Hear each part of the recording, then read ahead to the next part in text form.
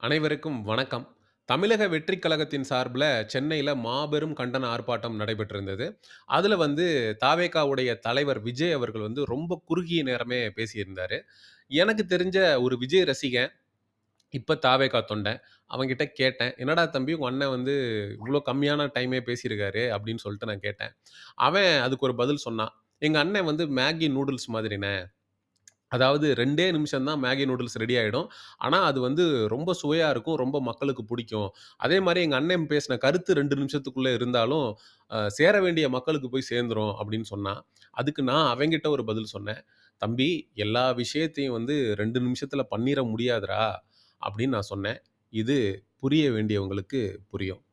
மக்களோட மக்களா ஒன்னா நின்னு உங்களை சரி செய்ய வைப்போம். டிவிகே சார்பா அதுக்கு உண்டான அத்தனை போராட்டங்களும் எடுத்து நடத்தப்படும். தேங்க்யூ. எப்படி மாமா நூடுல்ஸ் 2 மினிட்ஸ் முடிச்சனா? முண்டோ இதெல்லாம் 2 மினிட்ஸ்ல முடிக்கிற விஷயம்லாம் இல்ல. ஐயோ பேபி உனக்கு பிடிக்கலையா? பிடிச்சிருக்கு பிடிக்கலன்னு யோசிக்கையாச்சும் டைம் தாயே.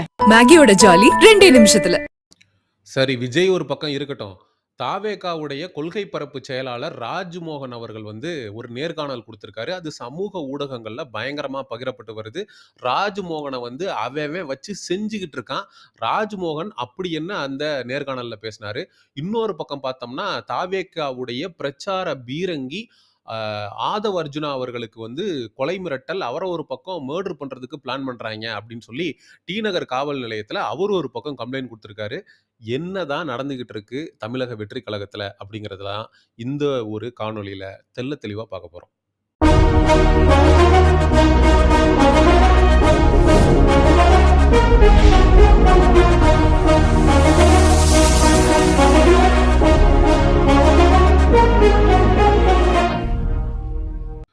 சிவகங்கை மாவட்டத்தை சார்ந்த அஜித்குமார் அவர்கள் 5 காவலர்களால அடித்து படுகொலை செய்யப்படுறாரு. அதற்கு நீதி வேண்டும் அப்படின்னு சொல்லி தமிழக வெற்றிக் கழகத்தின் சார்புல மாபெரும் கண்டன ஆர்ப்பாட்டம் நடைபெறுது சென்னையில. அஜித்குமார் மட்டுமல்லாமல் கிட்டத்தட்ட ஒரு 25 பேர் திமுக ஆட்சி பொறுப்புக்கு வந்ததுக்கு பிறகு அடித்துக் கொல்லப்பட்டிருக்கிறார்கள். அந்த 25 பேருக்குமே நீதி வேண்டும் அப்படின்னு சொல்லி பாதிக்கப்பட்டவங்களுடைய சம்பந்தப்பட்ட குடும்பத்தினரெல்லாம் கூட்டிட்டு மேடையில் ஏற்றி ஒரு கண்டன ஆர்ப்பாட்டத்தை தாவேகா முன்னெடுத்தது. உலக வரலாற்றிலேயே 18 நிமிடங்களே நடந்த ஒரு ஆர்ப்பாட்டம் என்கிற பெருமையை பெற்றது. அதுக்கப்புறம் 2டே நிமிடங்கள் மட்டுமே பேசிய பெருமையை தலைவர் விஜய் அவர்களும் பெறுகிறாரு. இது சம்பந்தமாக ராஜ்மோகன் அவர்கள், அதாவது தமிழக வெற்றிக் கழகத்தினுடைய கொள்கை பரப்பு செயலாளர் ராஜ்மோகன் அவர்கள் ஒரு பேட்டி குடுக்குறாரு. ஒரு நேர்காணல் ஒண்ணு. அது சமூக ஊடகங்கள்ல காட்டுத்தீயா பரவிட்டு வருது. ராஜ்மோகன் அவர்கள நெறைய பேர் கிண்டலும், கேலியும் செய்து வருவத நம்மளால பார்க்க முடிகிறது. அப்படி ராஜ்மோகன் அவர்கள் என்ன பேசினார் அப்படின்னு சொல்லி நம்ம பார்க்கணும். ராஜ்மோகன் அவர்கள்ட்ட கேட்கப்படுது கேள்வி, அஜித் குமார் அவர்கள், அந்த அஜித் குமாருக்கும் சேர்த்து பேசக்கூடிய தலைவர் எங்க தலைவர் விஜய் அப்படின்னு சொல்லி நீங்க பேசுனீங்களே, நடிகர் அஜித் குமார் பேர சொல்லி நீங்க ஏன் ரெஃபர் பண்ணீங்கன்னு சொல்லி அந்த நெறியாளர் கேட்கிறாரு. அதுக்கு இந்த ராஜ்மோகன் என்ன சொல்றாருன்னா, நான் நடிகர் அஜித் குமார்ன்னு சொல்லல. அஜித் குமாருடைய வயச சொன்னேன், அஜித் குமாருடைய பேர சொன்னேன், அஜித் குமாருடைய ஊர சொன்னேன் அப்படிங்கிறாரு. இதெல்லாம் சொல்ல வேணாமா? ஒருத்தவங்க பாதிக்கப்பட்டிருக்காங்க. ஒரு பையன் உயிரிழந்திருக்கான்னா, அவனுடைய மொத்த டீட்டெயிலையும் சொல்லணும்ல. நாங்க அஜித் குமார்ன்னு ஒருத்தன் செத்தாலும் சொல்லுவோம், ரஜினிகாந்த்ன்னு ஒருத்தன் செத்தாலும் சொல்லுவோம் அப்படிங்கிறாருங்க. அப்ப என்ன அர்த்தம்னா, ரஜினிகாந்த்ன்றவர் விஜய்க்கு ஒரு போட்டியாக இருக்கக்கூடிய ஒரு நடிகர் அப்படின்னு விஜய் ரசிகர்கள் நெனச்சுக்கிட்டு இருக்காய்ங்க. ரஜினிகாந்த்ன்னு பேர் இருக்கவன் செத்தா கூட, இல்ல ரஜினிகாந்தே செத்தா கூட நாங்க அவங்களுக்காக பேசுவோம் அப்படின்னு சொல்லி திமிருத்தனமா பதிலளிச்சிருக்கிறாரு இந்த ராஜ்மோகன். அதனால ரஜினி ஃபேன்ஸ் எல்லாம் ஒரு பக்கம் வச்சு வெளுன்னு வெளுத்துக்கிட்டு இருக்காய்ங்க இந்த சோ கால்டு ராஜ்மோகன. நான் சொல்றேன், அதுக்கான விளக்கத்தை சொல்றேன். கண்டிப்பா மொத்த சொல்லணும். அதனால வீடியோல உங்கள்ட்ட கேட்கிறேன். இறந்து போனவருடைய டீடைல சொல்றேன் நானு. இறந்து போனவருடைய பேர் அஜித் குமார், அவருக்கும் சேர்த்து வேலை, அதாவது இறந்து போனவருடைய பேர் தியாகராஜன், இறந்து போனவருடைய பேர் ரஜினிகாந்த், எதுவா இருந்தாலும் அந்த டீடைல என்க்ளோஸ் பண்ண வேண்டியது என் கடமை. வணக்கம் மாப்பிளை. ஐயோ சரி, இது ஒரு பக்கம் இருக்க. அடுத்த கட்ட கேள்வி என்ன கேட்கப்படுதுன்னா, 2021ல இருந்து இப்ப வரைக்கும் கஸ்டடியல் டெத்ல 25 பேர் செத்துட்டாங்க. அவங்களுக்காக நீங்க நீதி வேண்டி போராடுறீங்க. அதெல்லாம் சரி, ஓகே. அதுக்கு முன்னாடி எவனும் கஸ்டடியில சாகலையா? மிஸ்டர் ராஜ்மோகன் என்கிற மொக்கமோகன் அப்படின்னு சொல்லி ரொம்ப அருமையா கேட்டாரு அந்த சோ கால்டு ஜேர்னலிஸ்ட்டு. அதுக்கு பதில் வரல. ஏன்னா, அது வந்து அதிமுக பீரியட்ல. நாங்க எதிர்க்கிறது வந்து திமுகவ. நாளைக்கே அதிமுக பாஜகவோட கூட்டணி வேண்டாம் அப்படின்னு சொல்லி கலைச்சிட்டு, எங்க கூட கூட்டணிக்கு வந்துட்டாங்கன்னா, அப்ப நாங்க எந்த மூஞ்சிய வச்சுக்கிட்டு அவங்க கூட கூட்டணி வைக்கிறது? அதெல்லாம் இருக்குல்ல. பார்த்து பக்குவமா தானே செய்யணும். அப்படின்றத வந்து அவர் மறைமுகமா அது ஏடிஎம்கேன்றது அது வந்து இல்ல. அது வந்து அதுல வந்து நடக்கல. கொலைகளே நடக்கல. திமுகல தான் நடந்திருக்கு. நாங்க அதனால திமுகவுக்கு எதிரா தான் பேசுவோம் அப்படின்னு சொல்லி முட்டு குடுத்தாரு. நீங்க கேளுங்க. ம். ம். அரசியல் எதிரி திமுகன்னு சொல்றீங்க. அதிமுகவுக்கும் திமுகவுக்கும் என்ன வித்தியாசம் இருக்குன்னு புரியல. அதனால இன்னும் தெளிவுபடுத்தி நீங்க வந்து இவங்களே எதிரின்னு சொல்லிட்டீங்கன்னா கூட்டணி போக ஒரு மாட்டாங்க. சின்ன சேஞ்ச் தான் அந்த கேள்வியில. எங்களுக்கு திமுகவுக்கும் பிஜேபிக்கும் என்ன வித்தியாசம்னே தெரியல. ஒரே மாதிரி ஓரியன்டேஷன்ல இருக்கிறாங்க. அதுதான் பதில். நீங்க யோ ஒன்ன மாரி முட்டு, அதுவும் மொரட்டு முட்டு நான் பார்த்ததே இல்லையா? அப்படிங்கிறது தான். அடுத்து வந்து உங்க தலைவர் ஏன் வந்து பத்திரிகையாளர் சந்திப்பே நடத்த மாட்டேங்கிறாரு? அப்படின்னு சொல்லி அது ஒரு அருமையான கேள்வி கேட்டாரு.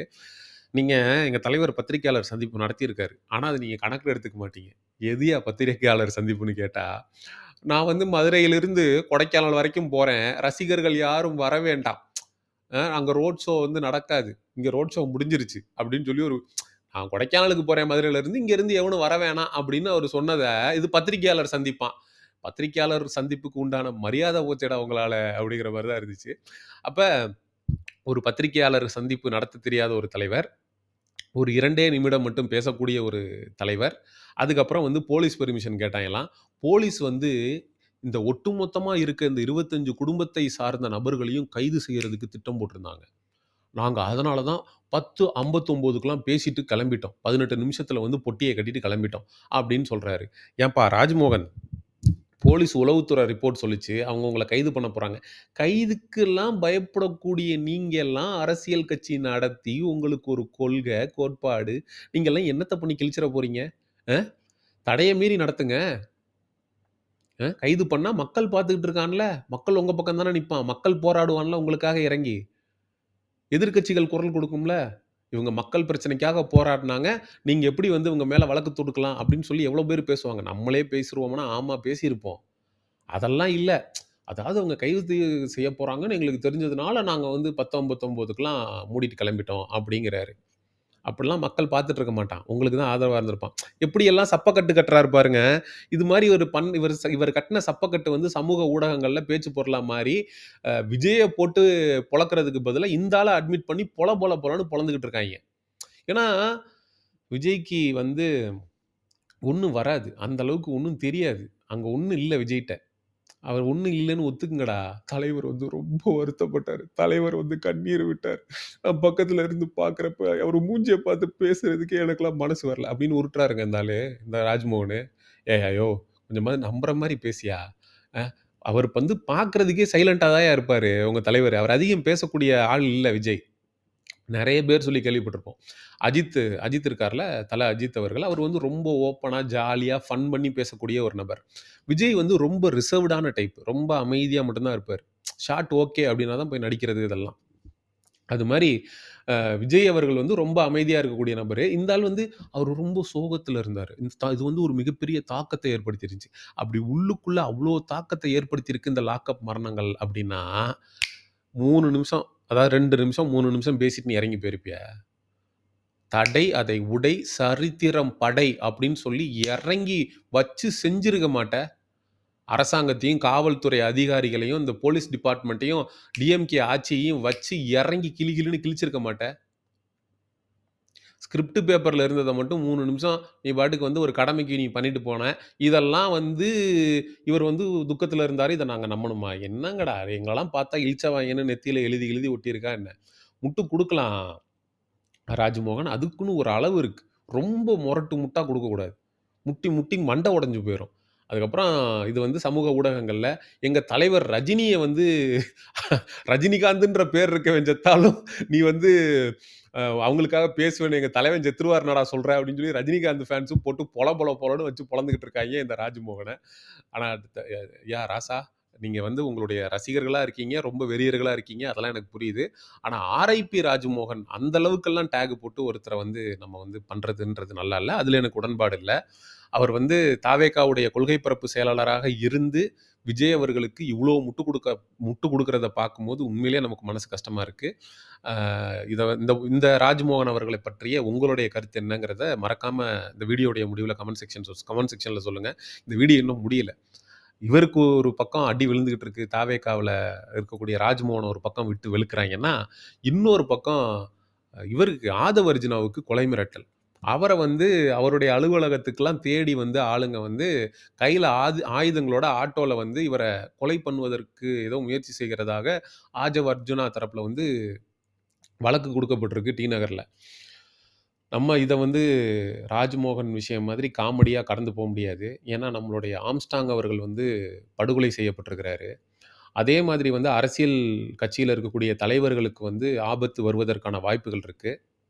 அப்ப ஆதவ் அர்ஜுனாவ வந்து கொலை செய்ய வந்தது யாரு? அப்படிங்கிறத வந்து உண்மையிலேயே ஆக்ஷன் எடுக்கணுமான்னு கேட்டா, கண்டிப்பா எடுக்கணும். ஏன்னா தேர்தல் வேற 10 மாதங்கள் எஞ்சி இருக்கக்கூடிய நிலையில, அ அவரு முன்னாடி இருந்த விசிகால இருக்கக்கூடிய கட்சியில இருக்கக்கூடிய நபர்கள் எதிரா இவருக்கு எதுவும் செயல்படுறாங்களா? இல்ல திமுகல இருக்கக்கூடிய நபர்கள் வந்து இவருக்கு எதிரா செயல்படுறாங்களா? எதனால வந்து இவர கொல்லணும்னு நெனைக்கிறாங்க? அப்படிங்கிற கேள்வியெல்லாம் எழுது. அப்போ ஒரு மிகப்பெரிய நெருக்கடி நிலைக்கு தாவேகா போயிருக்குங்கிறத அப்பட்டமா நம்மளால உணர முடியுது. அங்க உன் கட்சியில இருக்கக்கூடிய ஆளுக்கு கொலை மிரட்டல், அவர் உயிருக்கு ஆபத்து. நீ அறிக்கை விடாம என்னய்யா பண்ணிட்டு இருக்க? அறிக்கையாவது விடேயான்னு விஜய பார்த்து கேட்கணும்னு தோணுது. என் கட்சியில இருக்கிறவன கை வைக்கிறதும், என்ன கை வைக்கிறதும் ஒண்ணு. அப்படின்லாம் என்னைக்குய்யா பேசுவீரு? கட்சியில இருக்கிறவனோட உயிருக்கும், உடைமைக்குமே பாதுகாப்பு குடுக்க முடியாத இந்த விஜய், எப்படி வந்து அஜித்குமார் அவர்களுக்கு இந்த லாக்கப் மரத்துல செத்தவனுக்கெல்லாம் நீதி வாங்கி குடுக்க போறாருன்றது கேள்வி. இதுக்கெல்லாம் தாவேகால இருக்கிறவங்க கிட்ட வந்து பதில் இருக்கான்னு கேட்டா எனக்கு தெரியாது. ஆனா, நான் ஏன் தாவேகாவையும், விஜய் அவர்களையும் போட்டு இந்த பொளக்கிறேன் அப்படிங்கிற கேள்வி வந்து நெறைய பேருக்கு இருக்கலாம். விஜய் வந்து எனக்கு பிடிக்காது. ஆக்சுவலா நான் ஒரு அஜித் ஃபேனு. அதுக்காகலாம் விஜய போட்டு பொளக்கல. விஜய போட்டு பொளக்கிறதுக்கான முக்கிய காரணம் என்னன்னா, பெரியார் அவங்க கொள்கை தலைவர் அப்படின்னு ஏத்துக்கிட்டார்ல விஜய். அதனால தான் அவர போட்டு பொளக்கிறத ஃபுல் டைமா வச்சிருக்கிறேன் நானு. கவலை தோய்ந்த உங்கள் முகம் கண்முன்னே தெரிந்தாலும், கட்சி பணி பின்னால் அழைப்பதால் செல்ல வேண்டியதாயிற்று. இந்த தாவேகாவை சார்ந்த ராஜ்மோகன் அவர்களுடைய நேர்காணலை பற்றியும், அதுக்கப்புறம் வந்து இந்த ஆதவ் அர்ஜுனா அவர்களுக்கு வந்திருக்கக்கூடிய கொலை மிரட்டல் பற்றியும், இந்த தாவேகாவுடைய தற்குறிகள் பற்றியும் கமெண்ட் செக்ஷன்ல தங்களுடைய கருத்துக்கள பதிவு செய்துங்க. அடுத்த ஒரு காணொளியில் சந்திப்போம். நன்றி, வணக்கம்.